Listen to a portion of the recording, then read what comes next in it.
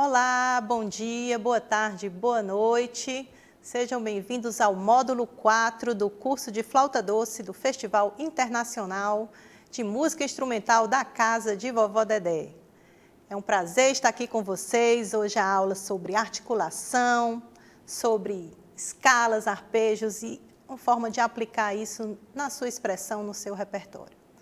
Eu me chamo Luciana Gifone, sou uma mulher baixa de pele morena, tenho cabelos e olhos castanhos escuros, cabelos cacheados compridos, uso óculos e estou com uma blusa verde e uma calça cinza e acompanhada de diversos instrumentos musicais sobre uma mesa, flautas doces de diversos tamanhos e formatos e um laptop onde eu vou exibir slides para vocês, para acompanhar um pouco a minha fala e também guiar essa aula bastante. Hoje vamos ter bastante partituras aparecendo aqui. E também, ao final, vou tocar um pouquinho para vocês. Então, vamos começar a nossa aula falando sobre articulação e expressão, né? Gente, para emitir o som da flauta doce, não é simplesmente soprar. Se você simplesmente soprar, esse som, ele vai soar, né? Mas ele não vai ter digamos, um significado, uma ideia que você quer passar. É como alguém que fala, sei lá, um discurso desconexo. Ou alguém que, por exemplo, tem problema na fala e vai falar e...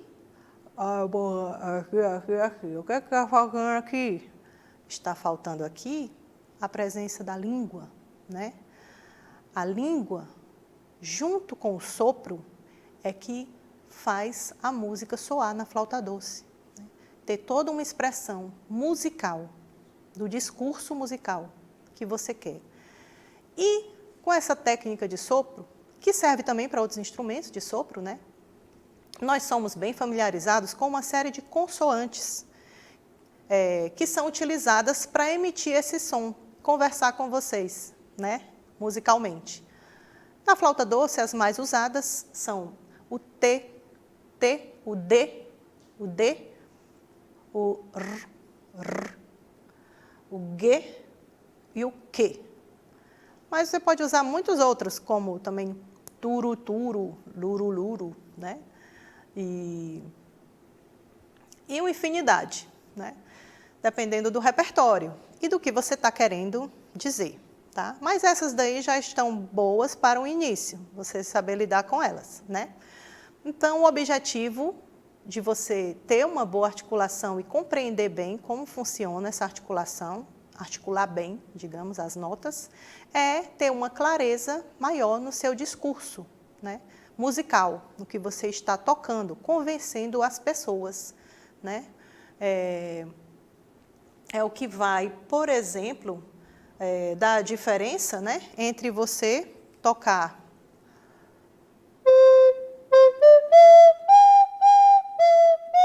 simplesmente soprando, né, uma melodia e articulando.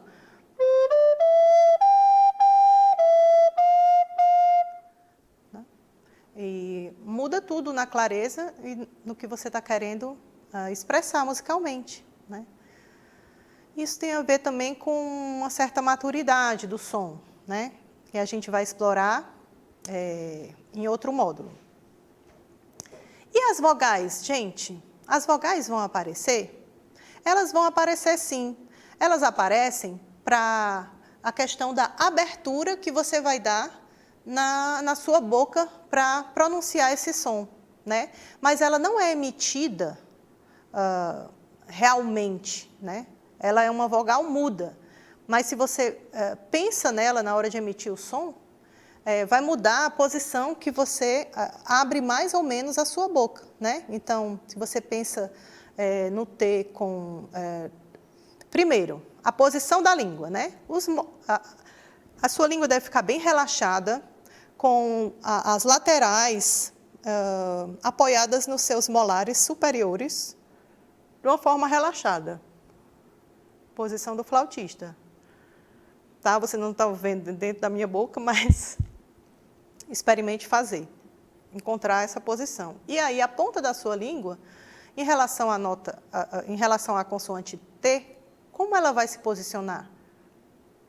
T, T, T, T, T. Ela vai se posicionar perto dos seus dentes superiores, no palato, no céu da boca, assim, próximo aos dentes da frente. T, T, T. Já o D é diferente, ó. D, D, D. A língua vai um pouquinho mais para trás. E como isso soa na flauta, né? Vamos experimentar? T.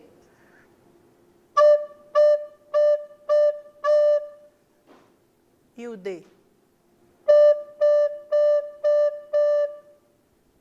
É muito sutil e cada um vai ter essa experiência pessoal, mas vai chegar a um resultado muito parecido. E que o T, ele é mais forte e o D, ele é mais suave. Então, já aí temos duas possibilidades de expressão musical. Uma mais forte, mais contundente, não é mais forte, é mais incisiva, né? Mais dura, mais ríspida. E outra mais suave, certo?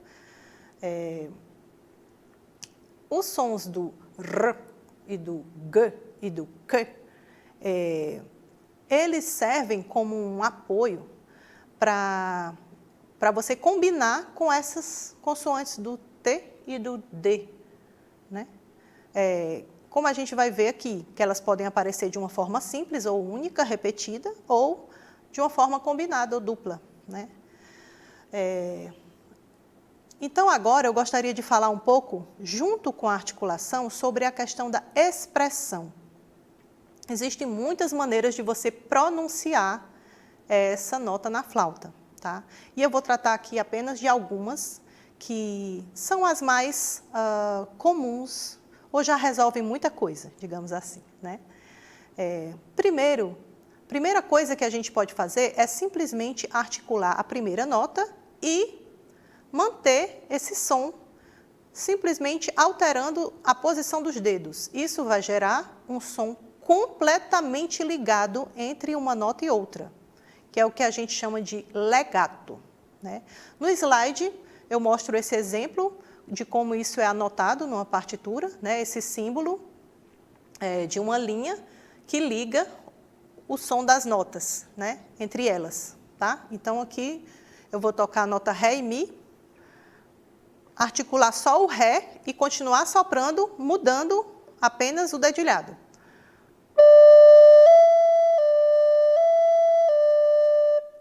Certo? Existe uma outra maneira de expressão, que é o som portato, né? O som portato, eu posso ligar essa nota de uma a outra, e assim como diz aqui no slide, que eu retirei de um trabalho super bacana, de Janaína Lima Nóbrega, é um trabalho de Portugal, desenvolvimento técnico do aluno de flauta de bisel, né? Que o portato consiste em articular cada nota, separando-as e encurtando minimamente sua duração. A notação desta articulação aparece conforme mostra a figura seguinte, né? Então, a notação geralmente aparece com esse tracinho em cima, às vezes nem aparece, gente, esse tracinho aparece muito em partituras mais do começo do século XX, da metade, né, dos anos 60. Os livros mais recentes eu não tenho mais visto, não só esse nome portato, como também esse símbolo, tá? Mas a ideia dele é utilizadíssima, né? É uma das mais utilizadas, porque é como se fosse um legato, mas você articula minimamente entre uma nota e outra, geralmente pronunciando o D, que é mais suave. D. Vou fazer a mesma sequência de notas.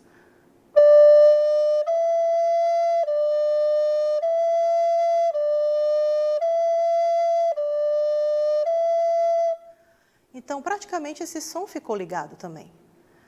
Mas ele tem uma quebra que é uma pronúncia muito discreta e que dá um efeito expressivo muito interessante, tá? Existe também outro tipo de articulação, que é o non legato. Então, é exatamente você separar as notas uma de cada vez E geralmente quem está aprendendo a tocar começa assim, com o non legato, em articulação de T ou de D, né? Então, por exemplo,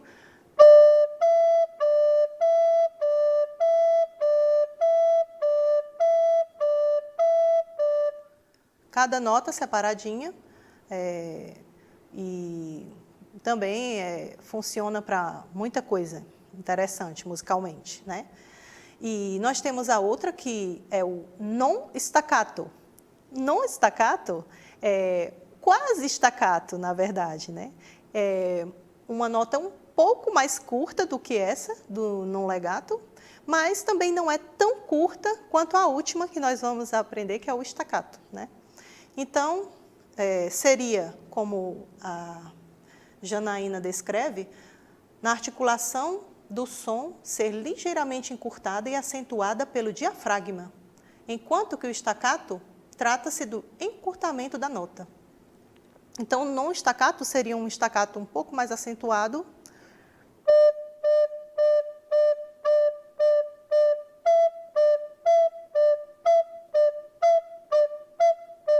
né? E o staccato bem curtinho.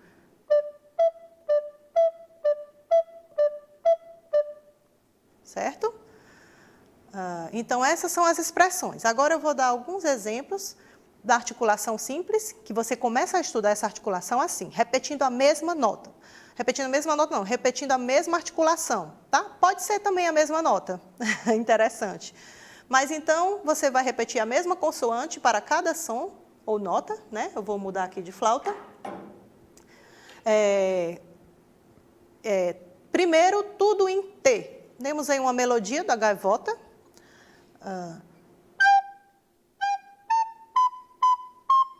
Aqui eu fiz bem staccato, né? Eu vou tentar fazer menos staccato.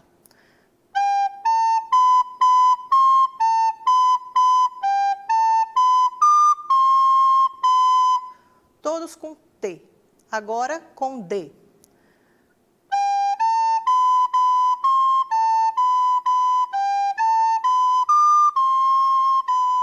Gente, é muito discreta a diferença, mas tem sim um efeito. E faz toda a diferença nesse instrumento tão delicado, tão especial, em relação a seus recursos sonoros, né? Então, vale a pena investir nessa sutileza, que vai dar um resultado lá na frente para você, tá? Uma outra maneira de estudar é exatamente através das escalas. Você não vai começar tocando uma escala toda, você pode juntar grupetos, né? E depois 5 notas, tá? Como nesse exemplo aí, nesse livro do Jean-Claude Veillant, ele é um método francês que tem tanto a parte do soprano quanto a do contralto. Vou fazer então com a parte do contralto. Por exemplo, ele começa fazendo legato, a diferença do legato, e aí você pode usar a mesma articulação. Vou fazer com T, aí no caso do Dó para o Ré, eu não vou articular, eu vou só mudar a posição, fazendo o legato total, e depois articulo de novo com T.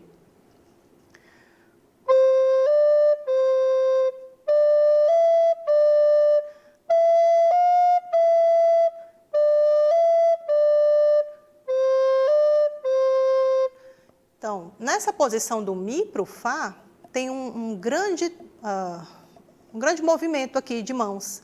E é muito comum sair um sonzinho fantasma. E esse treino, ele vai ajudar você a diminuir esse sonzinho que pode sair assim.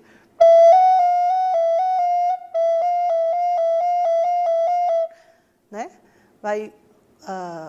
Aos poucos você vai melhorando, né, a sua destreza e a sua emissão, tá bom? E aí depois que você consegue esses sons separados de 2 em 2, você vai detectar qual a sua dificuldade, trabalhar bastante ela, e depois você vai em grupos de 5, como no 61. Ele está de 2 em 2 fazendo o legato.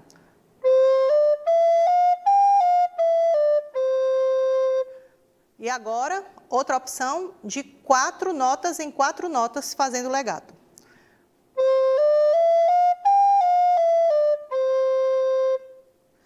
Agora, completamente legato.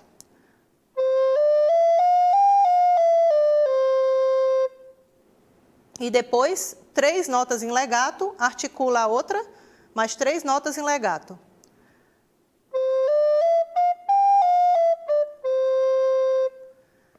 Você pode fazer isso com todas as combinações, não apenas começando na nota Dó, você pode começar na nota Ré.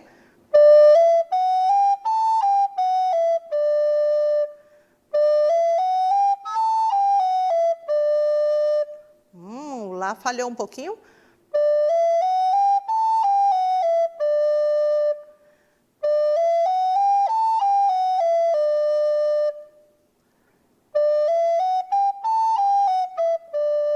E assim fazer com outras, começando com outras notas, tá?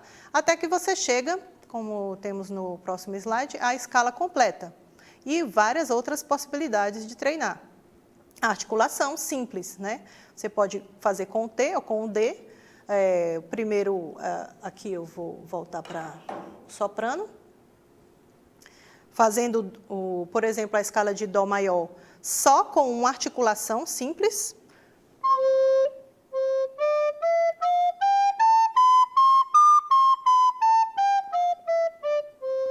Eu acho ótima essa proposta de chegar até a nona, né, e voltar, até a nota Ré. Aí depois você treina essa mesma articulação simples, mas combinando legatos de 2 em 2.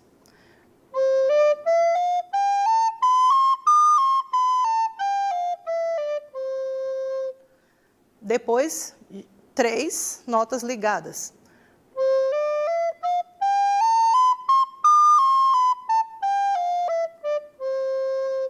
E aí você pode fazer com várias tonalidades, como ele sugere aí, fazer em Fá maior.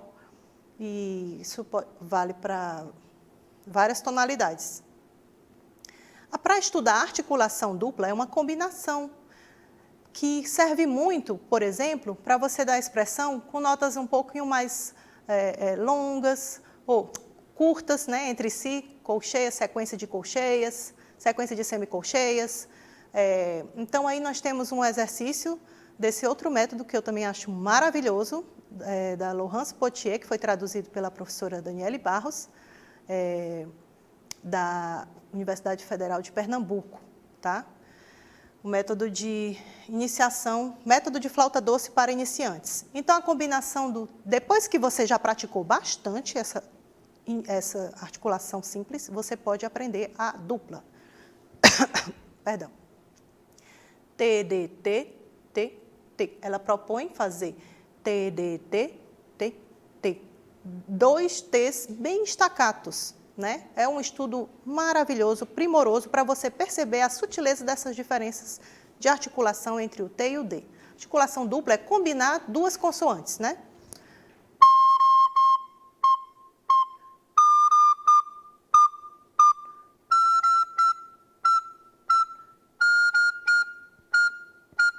Certo? Isso você pode fazer com todas as notas, tá, gente? Até perceber uma igualdade, qual nota que está estourando, qual que você não consegue chegar, né? E repetir bastante. Depois, fazer como está propondo aí, juntando 2 sequências, né? Porque aqui só está juntando uma sequência, T, D, T, de articulação dupla. O exercício 13 traz 2 sequências.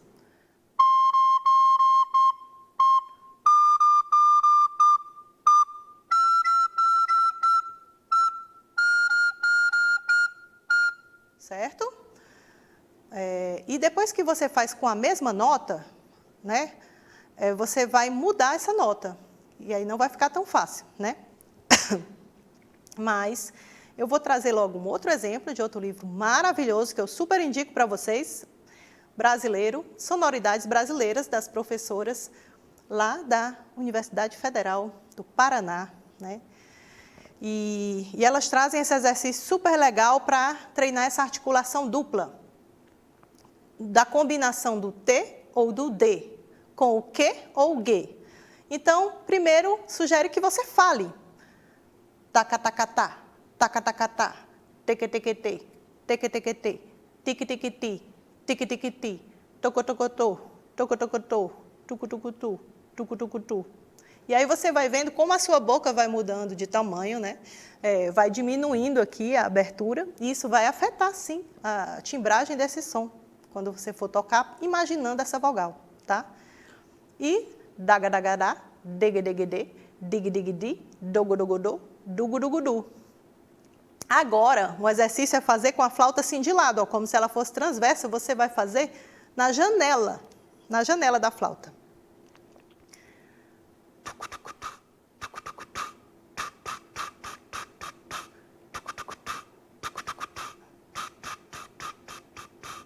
Gente, isso abre a sua mente, dá uma consciência dessa articulação, uma coisa tão simples, né? Você mudar a lógica de como tocar, e isso faz com que você realmente internalize essa grande novidade dessa articulação para você, né? E aí, finalmente, tocar com a flauta, né? Notas repetidas, em primeiro lugar, tá? Uma sequência isso funciona muito bem para notas rápidas, tá? Porque você não vai conseguir emitir um monte de tê. É muito difícil. Então, você combina. Tê. Olha, vai muito mais rápido, vai mais fluente. Você aproveita isso na flauta, né? Então, nós temos aqui a letra C, com 4 notas repetidas e depois muda para uma sequência de 2 notas, fazendo tu, né?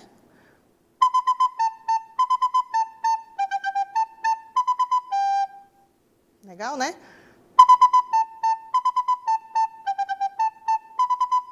No começo não vai ter muita igualdade, e às vezes a gente se desconcentra também. Isso que é o treino de fazer falando. Tê. Às vezes a gente parece um... Eu gosto de estudar isso, por exemplo, dentro do carro, né? Aí parece uma maluca assim, falando... Adoro estudar as articulações assim, dentro do carro, fazendo essa prática, né? E aí, depois que você consegue fazer só com uma nota, tem um desafio que é você mudar a nota, né? Porque não é fácil você combinar o seu dedo com essa articulação e a emissão do som ao mesmo tempo, tá bom?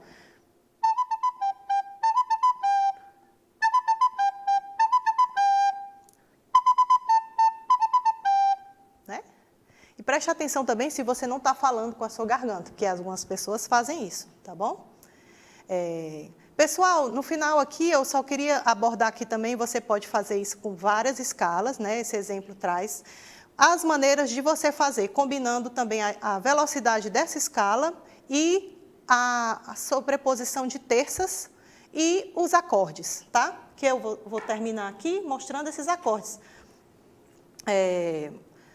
Nesse exemplo aqui, a parte final aí, do segundo sistema, né? O último exemplo entre os ritornelos, né? Que nós temos aí uma sequência de acordes em tercinas. Então, você faz a mesma coisa, o mesmo estudo. Primeiro, articulação simples.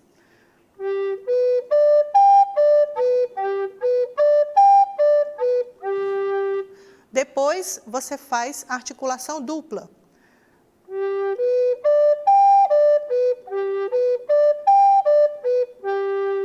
E vai fazendo todos, faz esse staccato. Certo? Isso com todos os arpejos. Arpejos eu chamei de acordes, né? Mas o arpejo, ele é um acorde em sequência, né? Então, o estudo de arpejos, ele também é muito útil, muito importante para a técnica do flautista, tá bom? Então, eu vou encerrar esse módulo. Eu queria agradecer muito a companhia de vocês. Foi uma pequena introdução a esse universo da articulação. Espero que vocês fiquem bastante curiosos, procurem os métodos que eu indiquei aqui e outros que vocês conheçam. E eu vou terminar, como sempre, tocando uma música que tem um significado bem afetivo para mim, de um grande amigo. E hoje eu vou trazer um chorinho para vocês, um pedacinho, choro chamado 23, do meu amigo Davi Calandrini.